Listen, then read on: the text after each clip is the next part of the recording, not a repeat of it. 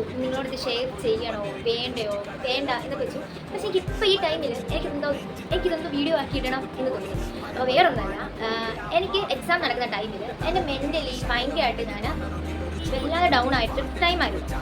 കുറച്ച് ആൾക്കാർ കാരണം ഇല്ലാത്ത കാര്യങ്ങൾ ചെയ്യാത്തതിൻ്റെ പേരിൽ കുറേ കുറ്റങ്ങൾ ചുമ്മാ ആവശ്യമില്ലാത്ത തലയിൽ വെക്കുക, ആവശ്യമില്ലാത്തതിൻ്റെ പ്രശ്നങ്ങൾ എങ്ങനെ ഈ വള്ളിയൊക്കെ എൻ്റെ തലയിൽ വരുന്നത് പോലും എനിക്കറിയില്ല.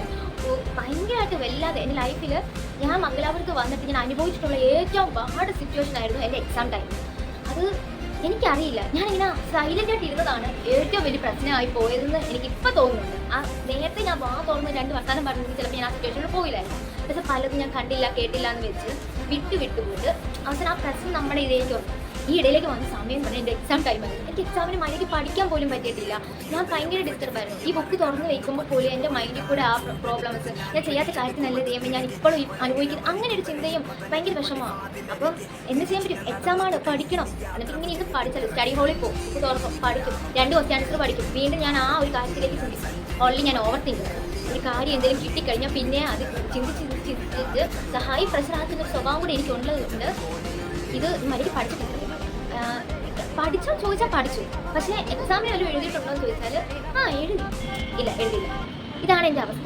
റിസൾട്ട് വന്നു പൊട്ടി, 2 ഇടത്തിൽ പാസ്സായി, 2 ഇടത്തിൽ തോറ്റു. അപ്പോൾ ഈ റിസൾട്ട് വന്നെങ്കിൽ പോലും നമുക്ക് ഒരു ചാൻസ് കൂടി ഉണ്ട്, നമ്മൾ ഈ എഴുതിയത് വീണ്ടും കൂടെ ചെക്ക് ചെയ്യാനുള്ള അവസരം.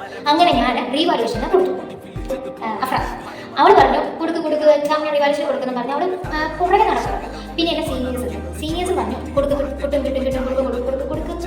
അങ്ങനെ ഞാൻ കൊണ്ട് കൊടുത്തു.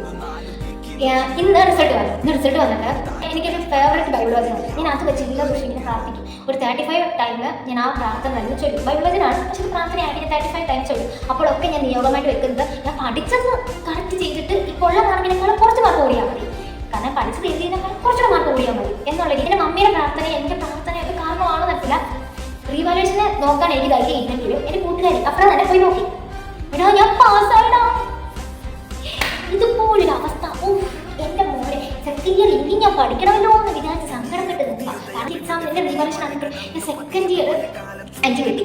എനിക്ക് അത് ഒന്നുകൂടെ റീചെക്കിന് കൊടുക്കാൻ തോന്നിയത് ഭയങ്കരമായിട്ട് നന്നായി.